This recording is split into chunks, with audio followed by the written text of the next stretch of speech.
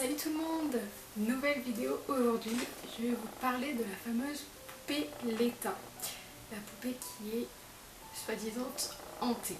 Donc c'est parti, on commence. Donc c'est en Australie, dans la ville de Wagga Wagga, en 1972, qu'un jeune homme de 23 ans, nommé Kerry Walton, assistait aux obsèques de sa grand-mère. Étant natif de cette ville australienne, il fut surpris de voir, malgré de nombreuses années écoulées, que rien n'a changé depuis son départ. Il avait pour l'habitude dès son plus jeune âge, de passer devant une maison abandonnée depuis plusieurs années, reconnue comme étant hantée. Une légende raconte qu'un vieil homme habitant autrefois les lieux fut mort dans cette maison, et qu'encore de nos jours, on le verrait errer avec un grand sac rempli de crânes humains. Le fait aussi que cette bâtisse soit aussi entourée d'immenses arbres la dissimule des regards indiscrets et donne au lieu une atmosphère mystérieuse et faisait hésiter Kerry à y pénétrer, tellement son esprit d'imagination lui jouait des tours. Dorénavant adulte et malgré sa peur irraisonnée, c'est avec courage et muni de sa lampe de poche à la main qu'il prit la décision de s'infiltrer dans cette demeure qui jadis le faisait fuir. Ce qu'il découvrit à l'intérieur va changer le cours de sa vie à jamais. Grâce à sa lampe de poche, cette dernière éclaira au sol un visage qui a sur le coup glacé le sang de Kerry, car il était persuadé d'avoir vu le corps mortifié momifié d'un enfant. Mais lorsqu'il se rapprocha de ce corps, il fut stupide de constater qu'il s'agissait en fait d'une vieille poupée dont le visage sculpté était particulièrement hideux, qui semblait dégager un sourire menaçant et dont les yeux noirs semblaient observer et scruter le moindre mouvement de Kerry. Il prit malgré tout la décision de prendre cette poupée et de la placer soigneusement dans un sac avant de quitter les lieux et de rejoindre son frère afin de prendre un taxi pour rentrer à Brisbane, là où il vivait désormais. Alors que Kerry dormait paisiblement sur le chemin du retour, il fut réveillé en sursaut par son frère, car celui-ci est persuadé d'avoir vu la poupée bouger dans le sac. Retournant le sac afin d'en avoir le cœur net, il ne s'agissait en fait que d'une mauvaise farce de son frère se mettant à imiter la voix géniarde d'une poupée active. « Let me out! Let me out !» Malgré la méchante plaisanterie de son frère, un nom fut trouvé pour la poupée Leta. Une fois arrivé à Brisbane, il semblerait que l'accueil qui était réservé aux nouveaux membres de la famille Walton, en l'occurrence Leta, ne fut pas l'unanimité auprès de tout le monde. En effet, le chien de Kerry se mit à aboyer furieusement contre elle, cherchant même à la mordre alors que ce dernier a un comportement qui est d'habitude calme. Evelyn, la femme de Kerry, ainsi que les amis de la famille, ne semblent pas l'apprécier non plus, car ils se sentaient mal à l'aise, rien qu'en la regardant, et trouvaient son visage répugnant. Ils avaient même la sensation de se sentir observés par Leta. Seuls les enfants de Kerry semblent être heureux de sa venue et jouer assez souvent la journée entière avec elle. Pourtant, une nuit, les enfants se sont mis à crier. Leur hurlement fut tellement fort que leur père prit la décision de remettre Leta dans son sac en bas de la cave durant laquelle elle resta 5 ans. Moins d'un mois après la découverte de Leta, Kerry fut surpris d'apprendre que la maison hantée dans laquelle il l'avait trouvée s'est écroulée de manière inexplicable. En effet, cette bâtisse avait plus de 100 ans et rien n'aurait pu la faire tomber selon Kerry. Il est même persuadé que c'est Leta qui en est à l'origine. L'aurait-elle fait de colère pour faire comprendre à Kerry qu'elle n'aime pas être enfermée à la cave de sa maison? Si oui, comment cela pourrait être possible? Des questions qui n'ont certainement pas de réponse. Par la suite, Kerry et sa famille font face à de gros problèmes financiers. Ils ont peine à régler leurs dettes. Ils prennent alors la décision de vendre l'État, afin d'éponger une partie de leurs problèmes. Supposant qu'il s'agit d'une poupée ancienne et rare, ils espèrent, en déposant l'annonce, la vendre pour 400 $. Ils reçurent alors rapidement une offre de la part d'un commerçant de Sydney. L'affaire fut conclue par téléphone et la météo annonçait du beau temps ce jour-là pour la transaction. Kerry s'empressa de prendre sa voiture et l'État pour partir vers Sydney. Mais au moment d'arriver sur les lieux, Kerry ne réussit pas à sortir la vieille poupée du siège arrière après avoir détaché sa ceinture. Comme si une force invisible l'empêcha d'accomplir ce geste. Il comprit vite que l'État possédait sa volonté et qu'il allait devoir se soumettre à elle. Et ce qui est plus surprenant, c'est au moment où Kerry déposa l'État dans sa voiture, il s'est mis à pleuvoir soudainement, alors qu'une belle journée y était annoncée. Est-ce une pure coïncidence?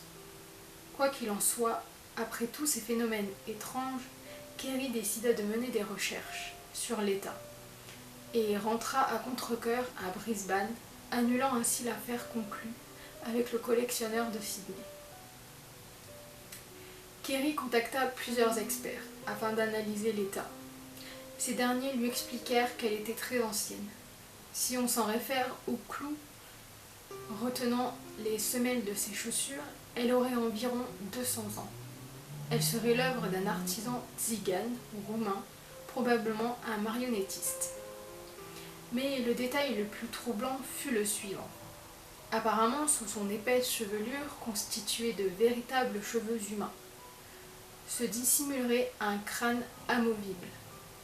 Et à l'intérieur de ce crâne, les experts y découvrirent avec effroi un véritable cerveau humain. Un cerveau dont la couleur rappelait celle d'un papier journal humide. Selon les experts, la poupée aurait été conçue pour servir de réceptacle à une âme. En effet, les Tziganes seraient très portés sur l'occultisme et pensaient que lorsque quelqu'un mourait, l'âme de ce dernier se réfugiait dans un réceptacle prévu à cet effet, permettant ainsi aux défunts de trouver un sanctuaire et de rester dans notre monde. Après toutes ces analyses effectuées, Kerry resta néanmoins perplexe et fut malgré tout satisfait d'avoir trouvé des réponses à ses questions. L'État commençant à être de plus en plus connu, un médium américain proposa à Kerry son aide, afin de tenter de percer le mystère entouré de cette vieille poupée. Après l'avoir analysée, il en conclut que l'artiste l'avait confectionnée pour se rappeler de son fils mort noyé. Quelque temps plus tard, c'est une médium australienne du nom de Tisha qui contacta Kerry pour lui proposer ses services après avoir appris la triste histoire de l'État. Lorsque Tisha l'aperçut, la toute première fois, elle était fascinée. Et d'une manière étrange, elle développa une relation avec l'État et semblait même avoir réussi à établir un contact avec elle, pour lui expliquer son tragique destin. Voici ce que la médium a rapporté. En écoutant la poupée, j'ai découvert que l'âme d'un garçon de 6 ans avait été emprisonnée dans ce récipient de bois. L'enfant s'est noyé lors d'une tempête dans un endroit isolé de Roumanie. Son père, accablé de chagrin, a façonné un personnage grandeur nature en vue de la cérémonie de transfert d'âme. L'enfant a été emprisonné pendant des siècles. Il est confus et effrayé. La poupée a été emmenée en Australie par un immigrant et rangée sous une maison. Désirant faire connaître la triste histoire de l'État, Tisha décida de l'emmener dans un centre commercial et les réactions des passants ont été spectaculaires. En effet, lorsque le rideau s'est levé de la poupée, plusieurs femmes se sont mises à crier. Une d'entre elles s'est évanouie et une autre a vomi. Pour Tisha, il n'y avait aucun doute possible. La poupée était en colère, et les femmes de la galerie commerçante l'ont ressenti et ont été effrayées. Et il semblerait que l'antique poupée ne laissait personne indifférent, car même les chiens, comme celui de Kerry, qui l'ont croisée, sont devenus hystériques, rien qu'en la regardant. Plusieurs personnes ont même dû rejeter les invitations proposées par Kerry sans aucune raison apparente. Selon lui, ces refus s'expliquent par le fait qu'il ressentait une présence maléfique. D'autres personnes fuyaient en la voyant ou refusaient obstinément de s'en approcher. Et les rares acceptant de prendre leur courage à deux mains furent envahis par un sentiment de peur ou de tristesse en regardant l'état. Quant à la femme de Kerry, Evelyn, aussi étrange que cela puisse être, elle semblait expliquer que la poupée pouvait se déplacer toute seule et changer d'expression faciale à chaque instant pour nous faire comprendre son ressenti suivant les situations. L'état se faisait connaître par les médias. Elle fut invitée avec son propriétaire Kerry Walton et la médium Tisha à assister à une émission télé devant se dérouler dans le cabinet de la médium afin de raconter son histoire. L'invitation fut acceptée par tous. Et comme d'habitude, lorsque Kerry mit l'état dans sa voiture, il se mit à pleuvoir, brusquement. Quand il rentra avec la poupée dans le bureau de Tisha, un tableau s'en décrocha immédiatement, et l'horloge se figea sur le champ, sans aucune raison. Au moment où le tournage allait commencer, la médium prit l'état sur ses genoux, et cette dernière s'est mise à gigoter dans tous les sens, comme une enfant agitée. Tisha affirma que c'était la première fois qu'elle lui faisait le coup. Mais un caméraman de l'émission ne semblait pas y croire. Alors l'état s'est mis à tourner la tête vers lui, faisant craquer le bois de son cou et pétrifiant l'homme sur place en le rendant pâle. Un projecteur a même explosé au moment de ce phénomène, faisant fuir le caméraman en question. Cet événement a été diffusé à des milliers de téléspectateurs et pendant 10 ans, les mêmes phénomènes ont été constatés. Il semblerait que l'État n'aime pas les projecteurs ou les caméramans moqueurs. Quelque temps plus tard, un magazine publia un article sur l'État et sa triste légende. Le reportage a d'ailleurs suscité l'intérêt d'enquêteurs du paranormal américain, qui décidèrent de se rendre en Australie afin de procéder à une séance de spiritisme. Lors de la séance, l'esprit du défunt garçon prisonnier de la poupée se manifesta de manière inattendue, confirmant tout ce que la médium australienne Tisha leur avait dit.